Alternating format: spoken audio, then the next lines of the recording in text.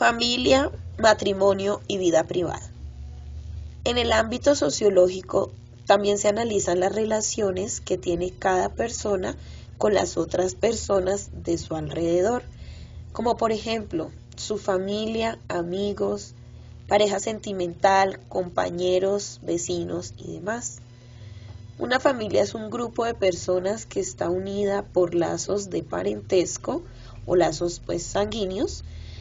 Los lazos de parentesco se establecen entre las personas a través del matrimonio o por líneas genealógicas, como por ejemplo los vínculos entre madres e hijos, padres e hijos, sobrinos, tíos, etc. El matrimonio es una unión sexual entre dos personas adultas que es reconocida socialmente. Dentro de la familia se puede diferenciar la familia nuclear y la familia extensa. La familia nuclear se compone de dos adultos que conviven juntos con sus hijos, ya sean propios o adoptados.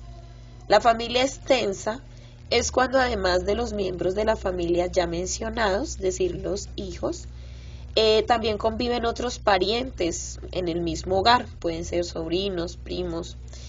En cuanto al matrimonio, en el mundo occidental es ilegal que una persona esté casada con más de una a la vez. Esto se llama monogamia. Mientras que en otras sociedades sí que está permitida la poligamia.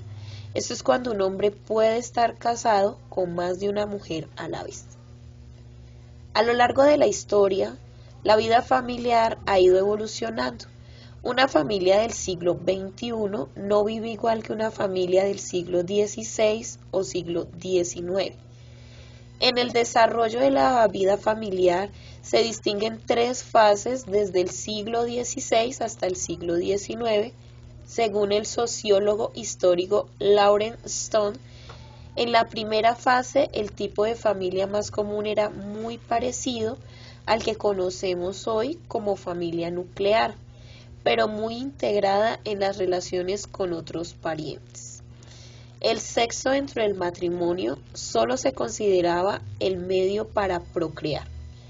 Normalmente la gente no era libre de elegir con quién se casaba, sino que dependían de los intereses de sus padres. La segunda fase empieza a principios del siglo XVII hasta el siglo XVIII. La familia nuclear empieza a ser más independiente respecto al resto de los familiares. Se empieza a dar importancia al amor dentro del matrimonio y al amor de los padres a los hijos, pero también aumenta el poder de la figura del padre. En la tercera fase, la familia es un grupo unido por estrechos vínculos emocionales. Aparece el concepto de individualismo afectivo, que sería la formación de parejas sentimentales basadas en la libre elección de los individuos y guiadas por el amor o la atracción sexual. Actualmente siguen habiendo diversidad en los modelos familiares existentes. Aún así cabe destacar que se están produciendo cambios importantes por diferentes motivos como la expansión por todo el globo de la cultura occidental y el desarrollo de grandes gobiernos centralizados. Estos cambios están llevando, en general, al predominio de la familia nuclear. Los cambios más importantes que están teniendo lugar a escala mundial son la reducción de la presencia de familias extensas, la libre elección del cónyuge, el mayor respeto a los derechos de las mujeres, la reducción de los matrimonios entre parientes, el aumento generalizado de la libertad sexual y la extensión de los derechos del niño. A pesar de estos cambios, la familia nuclear no ha eliminado en absoluto la presencia de otros modelos. Un buen ejemplo de la gran variedad de modelos familiares que conviven hoy en día es el Reino Unido, como consecuencia de la gran diversidad cultural que aglutina. Además de familias británicas marcadas por las tendencias occidentales, en el país conviven otros modelos muy importantes en número de habitantes y con diferencias entre ellos, como son las familias sudasiáticas o las negras. Un cambio importante que se ha producido en los últimos años es el espectacular aumento de los divorcios. Este se ha dado porque antiguamente solo se permitían en circunstancias muy específicas, pero no se entendían como un recurso habitual. Y quien solicitaba el divorcio tenía que presentar cargos, crueldad, abandono, adulterio contra su pareja. Pero durante los años 60 y 70, muchos países fueron adoptando sus legislaciones de tal manera que convirtieron el divorcio en algo mucho más accesible y menos traumático, pues adquirieron la nueva posibilidad de divorcios inculpables, es decir, no necesariamente por motivos tan contundentes como los ejemplos puestos anteriormente.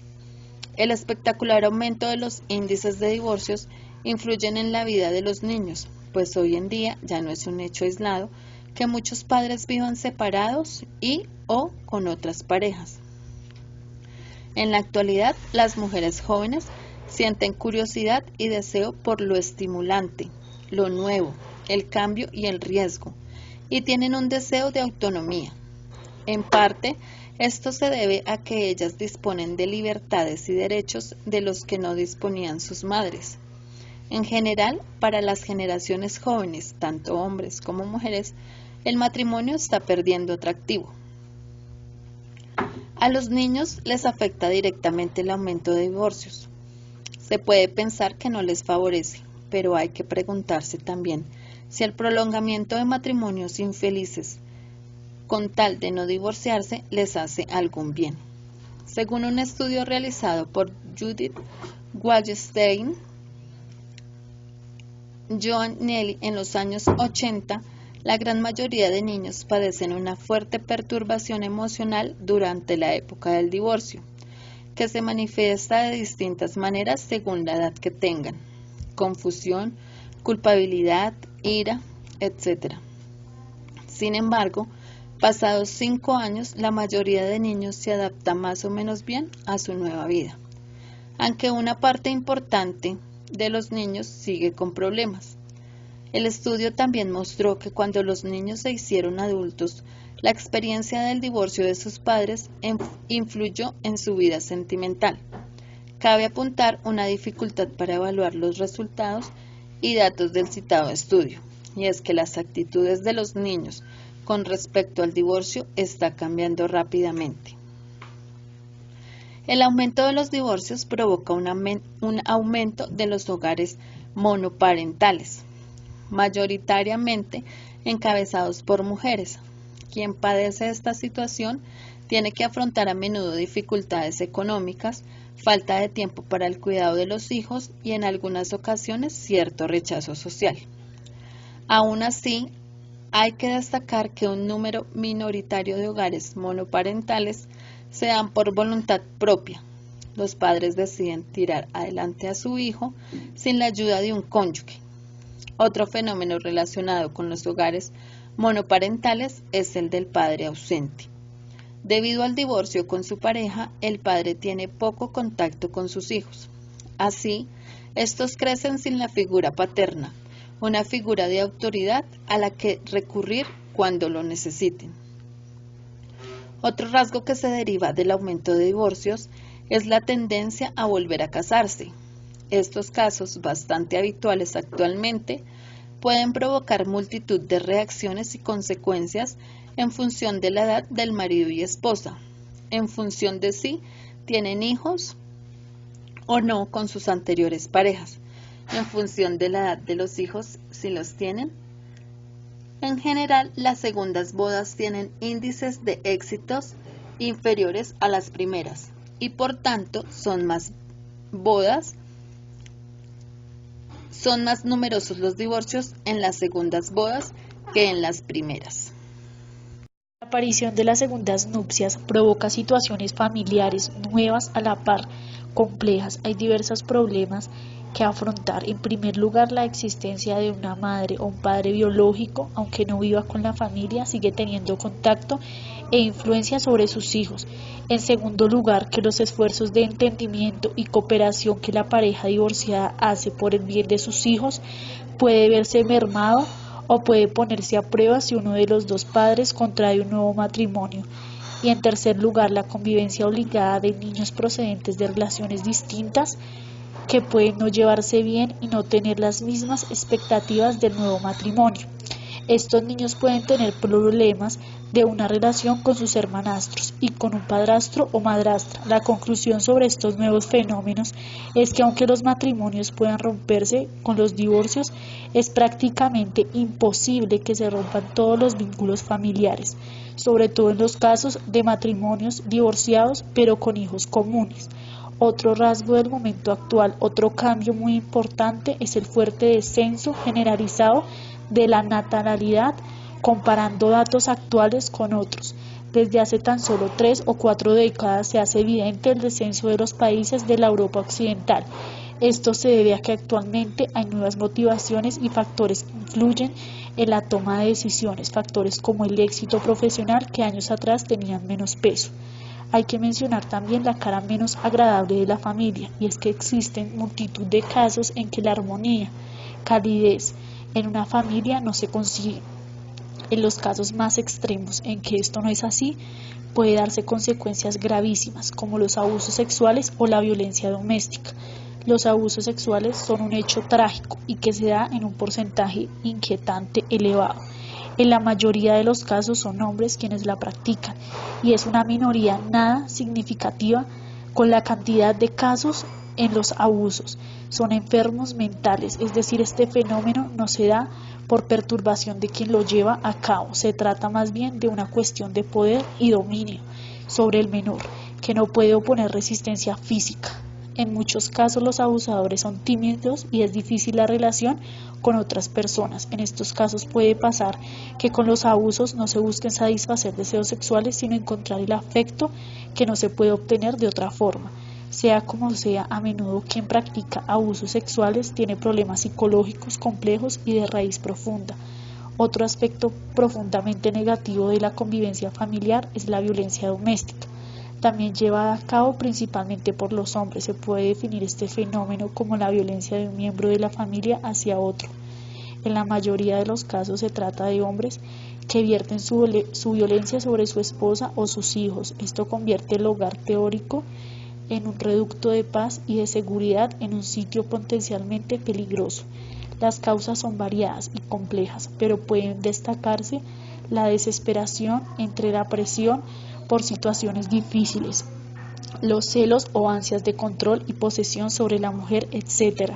Sea como sea, un estudio demuestra que la gran mayoría de culpables de violencia del género ya lo habían tenido en el ámbito familiar, es decir, que presenta un perfil con una depresión o facilidad importante a actuar con la violencia.